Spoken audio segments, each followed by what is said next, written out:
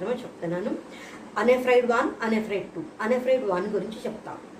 అసలు స్టార్ట్ అవ్వడమే ఏమవుతుందంటే ఒక మర్డర్ జరుగుతుంది. ఒక మర్డర్ కేసు గురించి ఇన్వెస్టిగేషన్ అసలు అక్కడి నుంచే మొదలవుతుంది. ఒక టీం లీడ్ చేస్తూ ఉంటుంది.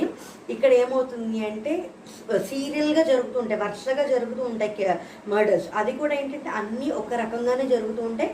అన్నిటికంటే ముఖ్యంగా ఏంటంటే స్మైలీ, మనం ఇలా నవ్వి ఇలా పెడతాం కదా, స్మైలీ సింబల్ ఉంటుంది కదా, ఇది అమ్మాయి శరీరం మీద ఖచ్చితంగా ఎక్కడో ఒక చోట కత్తితో కానీ చాకుతో కానీ ఘాటు పెట్టడం అనేది ఉంటుందన్నమాట. ఒక కేసు జరిగి అది అయ్యింది అని మొత్తం చూసేసరికి ఇంకో కేసు జరిగిపోవడం, ఇలా జరిగిపోవడం వల్ల ఏమవుతుందంటే ఈ టీం డీల్ చేస్తున్న వాళ్ళ మీద ప్రెషర్ ఎక్కువైపోతుంది. పబ్లిక్ కూడా చాలా భయపడుతూ ఉంటారు.